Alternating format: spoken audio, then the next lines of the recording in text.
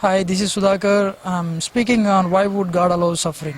Before answering the question, I'd like to say another word. How all powerful, all loving God allows suffering in this world. The proportion of suffering is unavoidable and uninvited both individual and community life. Everyone on earth is subject to the fact of suffering. The suffering differs from person to person and place to place, but no one is exceptional. Suffering may vary in its nature, but consequences are same.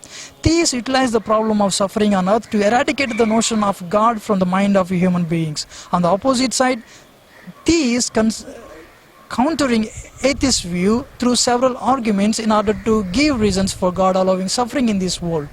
Those who deny God's existence because of presence of evil try to prove from the moral perspective. At the same time, theists, those who believe in God, try to give answers to for presence of suffering in this world from the moral evil and the natural calamities. Ravi Zachariah, philosopher, says the most daunting question of 21st century that challenges any theistic framework and a naturalistic framework is suffering in all times.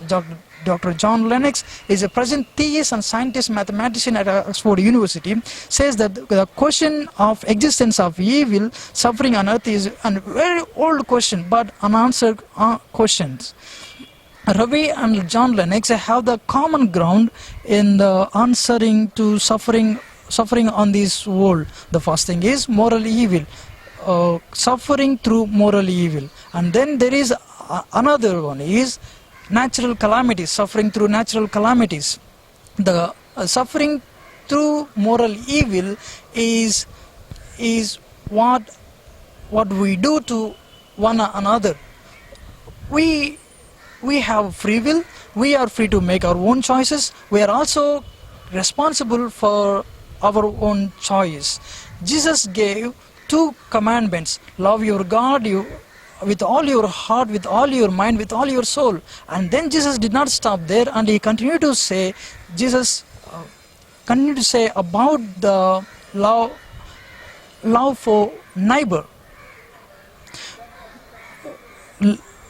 When we say that the love for one another is the ultimate purpose of our existence on this earth, in terms of having love for another, instead of we are having evil for one another. You see, there was persecution in Odisha, and there people was murdered and raped the nuns. And who was the cause of it?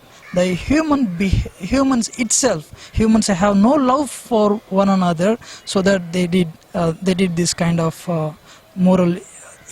The second thing is suffering through disease and natural disasters. Why God allow undeserved suffering is a mystery. Most people naturally self-centered, self-control in times of difficulty turn to God and seek help. If everything always wonderful, do you think we would need God or seek Him? True happiness lies in our relationship with God and people. C.S. Lewis once said, God whispers to us in our pleasure, speaks to us in our consciousness, but shouts in our pain. It is His megaphone to rouse a deaf owl. Suffering rouses a deaf owl.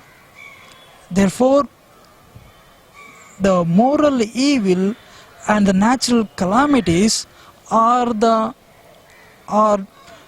causing growth for growth.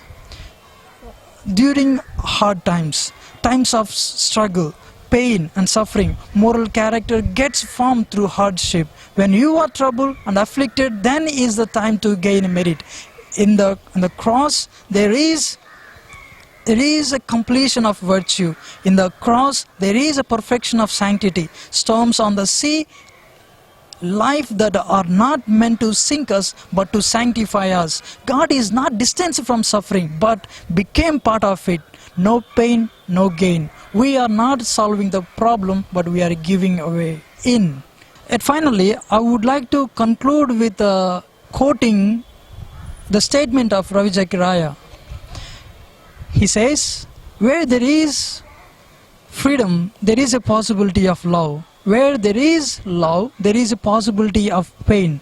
Where there is pain, there is a possibility of Savior. Where there is a Savior, there is a possibility of redemption. Where there is redemption, there is a possibility of restoration. And all the sufferings through moral evil and natural calamities are for restoration.